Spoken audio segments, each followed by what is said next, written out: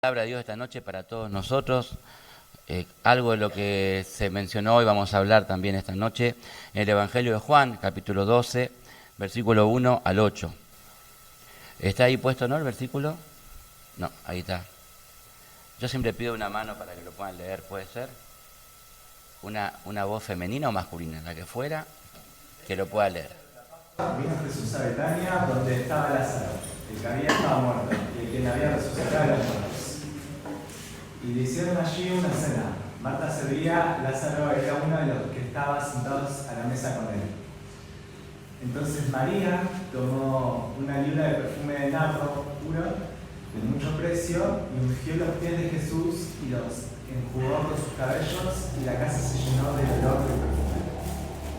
Y dijo de uno de sus discípulos, Judas Iscariote, hijo de Simón, el que le había de entregar, ¿por qué no fue este perfume vendido por 300 denarios y dado a los pobres? Pero dijo esto no porque cuidara de los pobres, sino porque era ladrón. Y teniendo en la bolsa, sustraía de lo que echaba en ella. Entonces Jesús dijo, déjala, para el día de mi sepultura ha guardado esto. Porque a los pobres siempre los tendréis con vosotros, mas a mí no siempre me tendréis. Gracias, Lisandro. Siempre me das una mano, gracias. Este pasaje está también en otros evangelios. En otro evangelio está un poquito más ampliado y aparecen otros nombres en la historia. A Juan le pareció, viste que los evangelios, escriben desde un punto de vista distinto, y a Juan le pareció propicio escribirlo así. Nosotros vamos a tomar esta base y después vamos a ir viendo lo que Dios nos quiere decir. Siempre destaco que lo que leemos tenemos que extraer lo que nos sirve a nosotros, lo que Dios nos quiere hablar a nuestra condición particular, ¿sí? Porque siempre lo voy a decir, no es saludable solamente tener una buena historia y interpretarla, leerla y dejarla ahí, porque el objetivo de la palabra de Dios no es ese, sino que la palabra de Dios fue escrita, inspirada, dice la Biblia misma, para corregir nuestro caminar y mejorar nuestra condición de vida. Dice otras cosas más, pero es lo que yo menciono así. Bueno, acá tenemos, yo el mensaje lo titulé, esta noche se llama Sin reservas. Sin reservas. Yo le decía en la mañana a la gente que desde la década del 80, que vengo escuchando la importancia de que Argentina tenga reservas en el Tesoro. Y lo escuchamos ahora todas las semanas, cuántas reservas hay en el Tesoro para saber con qué contamos para la economía. En todos los gobiernos ha variado este número y también varía nuestra economía. Nosotros también analizamos lo mismo. Andamos buscando precios todo el tiempo, ¿no es cierto? Y guardando lo que no tenemos para el tiempo que pueda ser un tiempo de mayor necesidad. Y así nos manejamos toda la vida. Yo en la semana tuve que ir a hacer unas compras para el restaurante que estamos trabajando y me sorprendió ver cómo hay precios diferentes en lugares de mayoristas. Y le decía a mi esposa, mirá Marcela, el aceite acá vale menos, allá la compramos recarga de la vuelta. Al señor del supermercado lo requeremos, pero cuando vamos a comprar es más caro que allá. Y buscar precios es una conducta responsable de nuestra economía. Lo cierto es que todos nosotros de alguna manera cuidamos el costo-beneficio todo el tiempo. ¿Y está mal o está bien? Está bien. No voy a decir otra cosa, está bien. Lo contrario sería gastar así, ¿no? Así como les contaba a los hermanos que estuve en la zona de Liniers comprando en supermercados mayoristas, y el otro día, porque tenemos que ir a buscar a nuestra hija, con mi esposa fuimos a comer, a tomar un café en el patio Bullrich, acá en la zona norte, vi la punta a la otra. Y hay una campera que nos encantó, una campera de mujer, mirá que linda campera, cuando vimos el precio, 2,5 millones. Yo entré y dije, deme 2. 2,5 millones una campera. Y de repente estoy en Liniers viendo que el litro y medio de aceite vale 3.500 pesos y valorándolo. La economía nos lleva a todos lados y hay precio para todas las cosas. Pero de la puerta del templo para acá, el reino de Dios es diferente. Amén. Y por eso le llamo yo sin reserva. Acá tenemos una historia común de una cena. Faltaba muy poco para que Jesús fuera, como recordamos hoy, tomado prisionero y entregara su vida en la cruz. Eran los últimos momentos. Y Jesús estaba con Lázaro. Vos fíjate que Lázaro estaba presente ahí en la cena y aclara acá Juan el que había resucitado de los muertos. Yo me imagino estando en esa cena, mirándolo a Lázaro, qué comería, qué haría. Si era un ángel vestido de hombre, no. Estaba ahí en carne y hueso comiendo el que había estado muerto 4 días y que Jesús había resucitado. Testimonio viviente del poder de Dios. Y lo digo un poquito más de Lázaro, si usted lee después la historia que leímos hoy, un poquito más adelante, los judíos querían matar a Lázaro, porque Lázaro era un testimonio viviente del poder de Dios y era un problema para ellos, entre comillas. Todo aquel hombre y mujer restaurados por Dios es un problema para el reino de las tinieblas.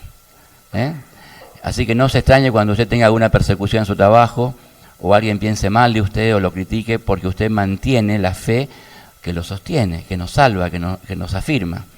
Siempre vamos a tener problemas en el mundo que vivimos porque va en contra de la corriente. Pero no me quiero referir a Lázaro.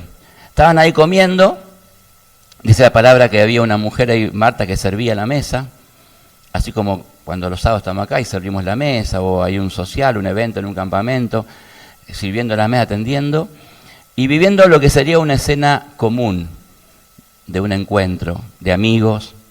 La historia también contada en otros evangelios cuenta que había otros personajes, pero vamos a dejarlo así, ¿no? Como que era una cena que estaban todos comúnmente comiendo. A quien no le gusta estar en una mesa comiendo con amigos. El Día del Amigo se celebró hoy, algunos comieron en la semana, y yo le celebré la semana anterior con unos amigos, y uno quiere llegar para estar con ellos y compartir. Esa vida común, ese momento común, de repente es interrumpido por algo que no estaba en los planes de nadie. Una situación que escapa a lo común de las personas, de las circunstancias. Y tiene que ver con una mujer llamada María. Las mujeres, en la palabra de Dios, son reivindicadas ya hace mucho tiempo de testimonio en lo que hace al ministerio del Evangelio, a lo que es el poder de Dios. Podría nombrar un montón de mujeres, no es el objetivo del mensaje, pero vamos a centrarnos en esta mujer. Esta mujer llamada María nos cuenta un poco la historia acá, y algunas películas lo han graficado en algunas series, que ella va a comprar un perfume muy caro, que en ese tiempo venía de la India, y era realmente muy costoso. Me imagino ella con su dinero, no habrá ido a buscar precio, como hice yo. Lo cierto es que ella fue a comprar, ¿cuánto valdría? 2,5 millones la campera, Ella, no sabemos lo que valía porque era carísimo, pero ella, me imagino que tenía ese dinero guardado, no era una mujer millonaria, lo tenía preparado para esto, y fue con toda su devoción a comprarlo, para derramarlo en Jesús. Esta acción única, gloriosa, poderosa, nos da una pauta espiritual muy importante. Cuando uno busca a Dios y quiere encontrarse con Él, no podemos ir regateando el tiempo o las actitudes, porque nada vamos a vivir. A Dios no se lo busca de casualidad o porque tengo problemas nada más. Nosotros como pastores, con mi esposa, siempre hemos mantenido ese mensaje a la gente y hemos visto gente que se acerca a Dios cuando tiene problemas. Y son un manojo de voluntad y de fe y de entrega hasta que el problema se resuelve, ¿no? Y por ahí Dios les bendice, porque en su misericordia y soberanía Dios lo hace. Pero nadie va a experimentar nunca la viva presencia de Dios si lo hacemos de taquito o de segunda, o si puedo lo hago. Porque Dios no hizo así con nosotros. Para Él fuimos prioridad y dio la vida de su Hijo para morir por nosotros, ¿sí? Y nosotros tenemos ese mensaje para poder también reeditarlo, replicarlo en la vida cotidiana. Y es la única manera de estar cerca de Dios, entregándonos de corazón. A veces pensamos que no nos conviene, y ahí viene el tema del costo-beneficio que les quiero hablar. ¿Por qué nos cuesta tanto dar lo mejor de nosotros? Esto lo analizo y lo veo en la vida de trabajo, de estudio, de familia. De gente que está siempre en la medianía de sus posibilidades y no da lo mejor. Se reserva para después, se guarda para después. No entrega lo que tiene que dar como respuesta al amor, porque el amor es dar. Es diferente a querer. Yo quiero a alguien, lo quiero para mí. El amor es dar, es entregar, sin importar recibir, sin importar las condiciones. Y mucho más cuando estamos frente a Dios. Yo lo disfruto a diario en mi familia. Y todo lo que pueda dar se lo doy a mis hijos y a mis nietos, ni hablar. No podría pensar en una vida que retasea el amor que tiene que dar, y mucho menos frente a Dios. Y esta mujer toma una decisión, y es la de entregar lo que más tenía, lo que más valía para estar delante de Dios. En otro pasaje se menciona que esta entrega de María tiene que ver con el perdón de sus pecados. Y Jesús ve su corazón entregado y consagrado y suelta perdón a su vida. Qué maravilloso es que Jesús siempre ve el corazón de cada uno de nosotros. Qué maravilloso es esa realidad. ¿Alguna vez te pasó en tu casa que no tenías a dónde ir y te arrodillaste delante de Dios porque querías buscar en Él esa dirección que no tenías? No es algo común. Cuando esta palabra Dios me la trajo en la semana, yo el lunes estaba con un montón de problemas para resolver. Y me levanté pensando en lo que tenía que hacer. Y la verdad que la cabeza no me dio más. Y recibí lo que Dios me dijo. Me puse a leer la palabra esta. Y dije, pará, yo tengo que ser como María. Tengo que derramar mi vida primero delante de Dios. Y recordar las palabras de Jesús que dijo, el que busca primero mi reino y mi justicia, verá en su vida que todo viene por añadidura. Y así lo hice. Y cuando vos te rendís delante de Dios y te levantás a ver la vida la ves de otra manera. Tenés fe y confianza, aunque no veas resultados, porque esto es lo que Dios ha prometido. Alguna vez pensé, y permítame la sinceridad con la que hablo, cuando conozco a Dios y me acerco a Dios, veía a un Dios que pedía demasiado de mí. Y yo decía, Dios pide mucho. Y un pastor me dijo, Dios no pide mucho, pide todo. Ahí está. En un momento dado, yo leo la Biblia y hay otro pasaje que Jesús dice, el que no deja a su padre, madre, a sus hijos, a su familia, no puede ser mi discípulo. Y yo hace poquito había sido padre por primera vez. Estábamos con mi esposa disfrutando un presente maravilloso cuando estoy estudiando la Biblia en un seminario, preparándome en el llamado de Dios, me encuentro con ese pasaje y digo, pero ¿cómo puede ser que Dios me esté pidiendo a mí que relegue todo lo que amo por amarlo a Él? ¿Que Dios lo necesita? Y después mi cabeza, que razona, y ya podemos ver un poquito de esto en la iglesia, razonamos tan mal muchas veces las cosas de Dios, y las cuestionamos y dudamos. ¿Sabe lo que Dios me dijo? Hablando y buscando reflexión, la revelación de Dios, Él me dijo, Gastón, yo digo esta palabra porque si vos me tenés a mí en primer lugar, vas a ser el esposo que no podés ser por tú mismo, por tus mismas fuerzas, el mejor padre, el mejor hijo, el mejor hermano. Porque Dios, contrariamente a nuestro costo-beneficio en la cabeza que tenemos, Dios no vino para quitarnos cosas. ¿Lo recibís esto? Dios no vino para sacarte tu tiempo ni tu vida. Dios es dueño de todas las cosas. La Biblia dice, no necesito ni tu dinero ni nada. Lo que Él quiere es darte. Pero la única manera de poder recibirlo es que yo me derrame mi vida delante de Él como hizo esta mujer. Es la única manera que mi vida trascienda. Vos fíjate que el perfume que derrama, dice que perfuma todo el lugar. ¿Qué significa eso? Que tu vida trasciende cuando estás delante de Dios. El apóstol Pedro, que lo vimos en la vigilia, en la pesca milagrosa, que se conoce en milagro, si usted se acuerda, o los que vinieron a la vigilia, Pedro está toda una noche sin pescar, habiendo fracasado en lo que había hecho, lavando las redes, y viene Jesús y le da un milagro, que es la pesca milagrosa. ¿Y qué hace Pedro? Recibe la barca llena de peces. ¿Y qué hace? ¿Los guarda él? Porque ve que había tanta cantidad. ¿Se las guarda para él solo? Llama a otra barca y dice, vengan acá, que acá hay abundancia, acá hay bendición. Y la comparte. Es uno de los grandes síntomas de quien ha conocido a Dios. El que ha conocido a Dios no se calla, porque lo ha experimentado en su propia vida y lo transmite. Como esta mujer en su perfume. Y lo hace así y bendice a quienes lo escuchan y lo reciben. Por eso el Evangelio es un estilo de vida, es el poder de Dios para cambiar las personas y tiene ese mensaje de amor y de poder que es único. Es el que nos permite amar al enemigo, perdonar a quien no se lo merece, dar la mano a quien quizá te hizo daño. Pero todo eso es posible hacerlo cuando mi vida está en las manos de Dios. Porque por las nuestras no podemos. ¿Cómo se perdona lo imperdonable? ¿Cómo ponemos la otra mejilla? ¿Cómo caminamos la segunda milla? ¿Cómo hacemos el estilo de vida que Jesús enseñó a vivir? Si no, la única manera es que Él esté en primer lugar en mi vida. Y que yo como esta mujer también pueda rendir lo que soy delante de él. Amén. Bueno, vemos ahí que están en la iglesia y aparece un personaje llamado Judas, conocido por todas las generaciones. Yo creo que después de este hombre nadie más le puso Judas a su hijo, ¿no?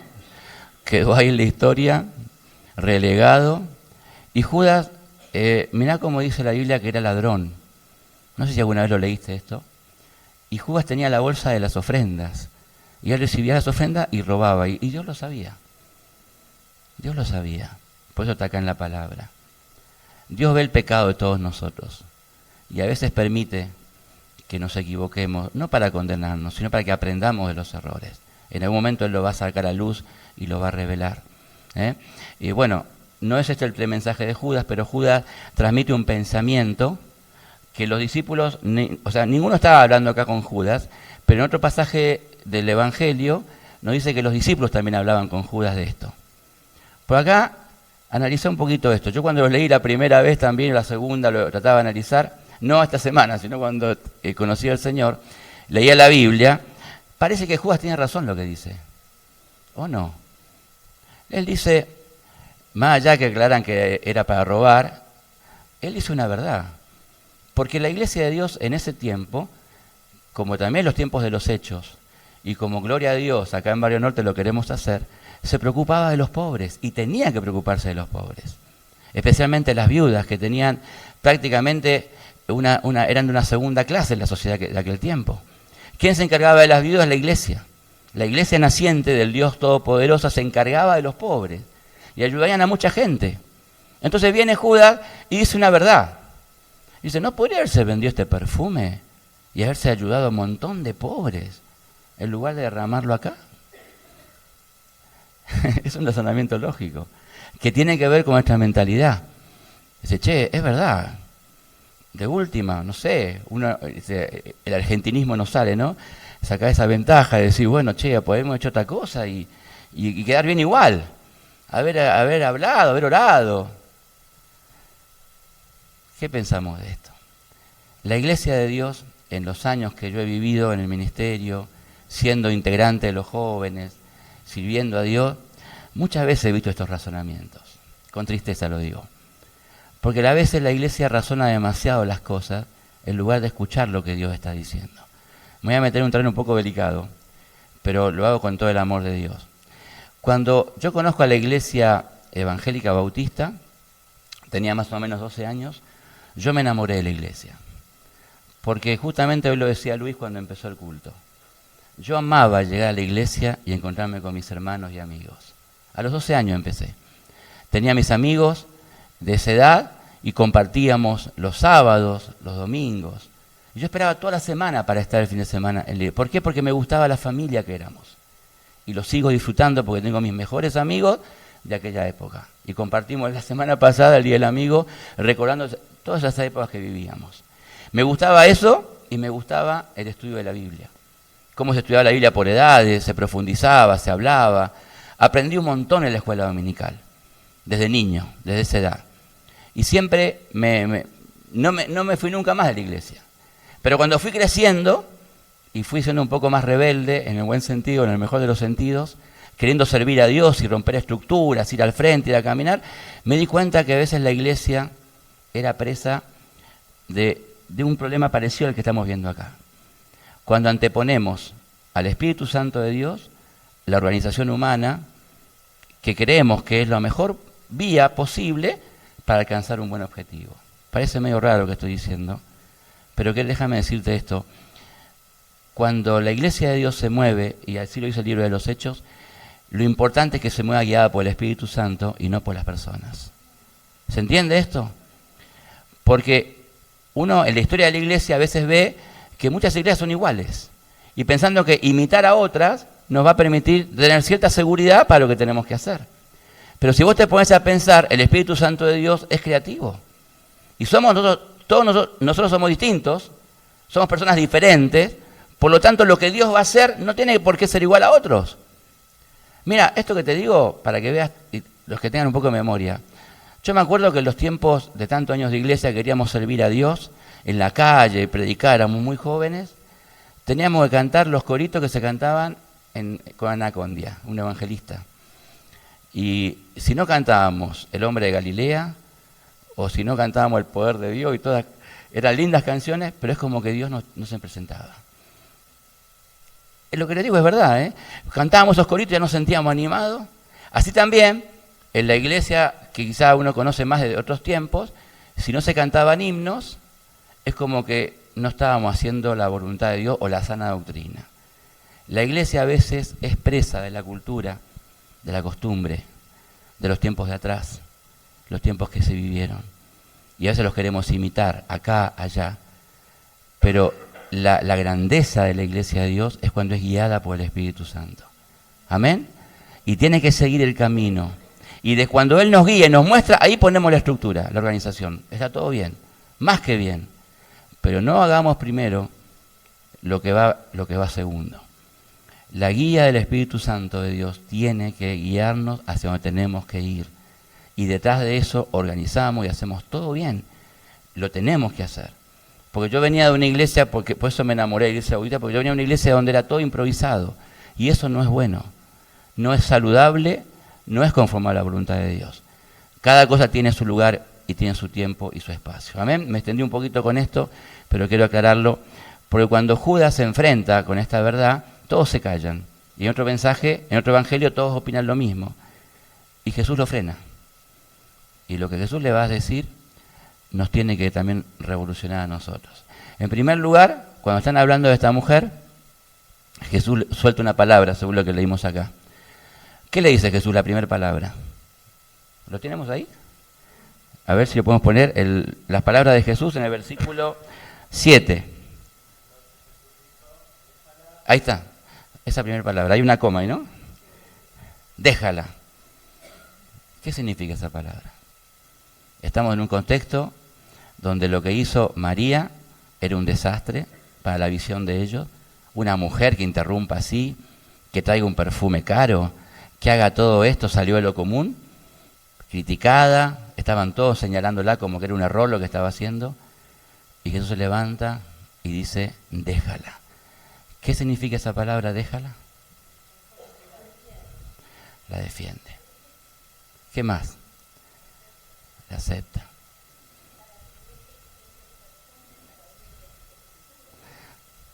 Ahí viene, eso le viene la explicación de Jesús. Pero Jesús lo primero que hace es, déjala. Le da una orden. Eso significa que la está protegiendo, la está cubriendo. También significa que la está honrando, que la está considerando, que la está levantando. Mirá vos lo que hace el Evangelio. Las personas que son despreciadas, criticadas, juzgadas, son las que especialmente levanta para la gloria de su santo nombre. Dice el Salmo 91, el que habita el abrigo de Dios morará bajo la sombra del Omnipotente. Si vos pasás en tu vida y sentís inseguridades, temores, miedos, si no sabes lo que va a pasar mañana, si hay tristeza en tu corazón, si hay sequedad en tu vida, si vos ves que sos un campo que no germina, que se mantiene en el mismo lugar, comenzá por lo que hizo esta mujer. Rendí tu vida delante de Dios. Y va a ser un campo que va a reverdecer, porque vas a comprobar que el poder de Dios no son palabras que leemos, sino la experiencia que vivimos cuando nos rendimos delante de Él. Nadie tocará a los hijos de Dios. ¿Quién dice amén a esto? Jesús dice, déjala. No pongas una sola palabra encima de ella, porque ella está haciendo la voluntad de mi Padre. Jesús le habrá dicho con estas palabras, ¿cuántas veces les dije que la prioridad es buscarme a mí y que todo lo demás viene? Dice, porque van a haber oportunidades todos los días de ayudar a la gente. A veces somos presos de los hechos y nos movemos con acciones. Vamos a hacer esto, vamos a hacer lo otro, porque esto, y creemos que en eso hay bendición. Y no digo que esté mal, pero si la motivación es figurar o hacer algo para sentirte cerca de Dios, estás equivocado. Ahora, si la motivación es obedecer a Dios, está perfecto. Porque lo primero es lo primero. Y lo primero es eso, es rendir tu vida delante. La iglesia de Dios tiene que rendirse y seguir su voluntad. Y no solamente hacer cosas para quedar bien o tranquilizar la conciencia. No, estamos haciendo la voluntad de Dios. No, pará. Jesús fue crítico de esto. Y a la gente que tanto guardaba las formas les hizo ver muchas veces, con dureza, lo equivocado que estaban. Una vez llamó a los religiosos de la época sepulcros blanqueados, porque por fuera lucen bien, pero por dentro hay egoísmo y hay maldad. Después de esta palabra, los historiadores dicen que Judas se fue aparentemente muy enojado y lo fue a vender a Jesús, a buscar las monedas que le faltaban en la bolsa. Así dicen los historiadores. Y yo creo que muchos no le erran, porque a los pocos momentos lo fueron a prestar a Jesús por las monedas que le habían dado a Judas. Hermano, hermana, iglesia de Dios, quiero terminar dejando una palabra más como un mensaje poderoso para todos nosotros, que se lo dio el apóstol Pablo a los Gálatas, hablando acerca del futuro de nuestra vida. Vamos a leerlo, lo tenemos ahí, y me permite, lo voy a leer desde acá. Gálatas 6, lo tenemos ahí, ¿no? Sí. El apóstol Pablo escribiendo a los Gálatas, recapitulando lo que hablamos, afirmando lo que enseñamos. Él dice: el que es enseñado en la palabra, haga partícipe de toda cosa buena al que lo instruye. No os engañéis, Dios no puede ser burlado, pues todo lo que el hombre sembrare, eso también segará. Porque el que siembra para su carne, de la carne segará corrupción, mas el que siembra para el Espíritu, del Espíritu segará vida eterna. No nos cansemos pues de hacer el bien, porque a su tiempo segaremos si no desmayamos. Así que según tengamos oportunidad, hagamos bien a todos, y mayormente a los de la familia de la fe. 3 cosas digo para terminar respecto a este pasaje. Rápido. Primero, hay una ley espiritual que rige nuestra vida, es la ley de la siembra y la cosecha. Todo lo que uno vive después es lo que sembró antes. Todo. A veces uno ve tristemente realidades de personas que confiesan soledad, abandono. Nunca me llama nadie, nunca me pasa esto en la vida. Y yo siempre trato de analizar con la persona que escucho cómo fue su vida antes. ¿Qué sembraste en tu vida? ¿Qué pasó antes en tu vida? No voy a hacer de esto un juzgamiento de nadie, pero muchas veces lo que vivimos es lo que hemos sembrado. Y eso es una ley que tenemos que tener presente para nuestro accionar, para tener expectativas claras de lo que puede pasar mañana. Segunda enseñanza, hay semillas buenas y semillas malas. Acá la palabra de Dios dice: mirá, si en tu vida, mientras decidas y puedas decidir, decidí sembrar en el Espíritu. Las cosas del Espíritu son las que después te dan una cosecha de gloria y de bendición. Como la mujer que tiró el perfume, que derramó el perfume, dio todo de su vida. Y dice el Evangelio en Mateo que Dios va a decir: de esta mujer las escrituras futuras hablarán lo que hizo ella en este lugar. Era un recinto quizá no muy grande, pero ahí lo que ella hizo tuvo impacto en la eternidad. Jesús ya sabía que esto se iba a escribir y lo íbamos a leer nosotros. Y en Mateo lo dice: lo que esta mujer hizo se va a hablar de las futuras generaciones. Mirá qué glorioso. El que siembra en el Espíritu cosechará en el Espíritu, pero el que siembra en la carne, el que se guarda reservas, el que analiza demasiado, el que egoístamente se guarda lo que tiene que tener porque tiene miedo al futuro, seguramente va a cosechar miseria, aunque aparentemente tenga mucho para poder disfrutar. Porque el que siembra en la carne cosecha maldición para su vida. Hay veces que he hablado con matrimonios, con vidas, que están pasando momentos tan difíciles,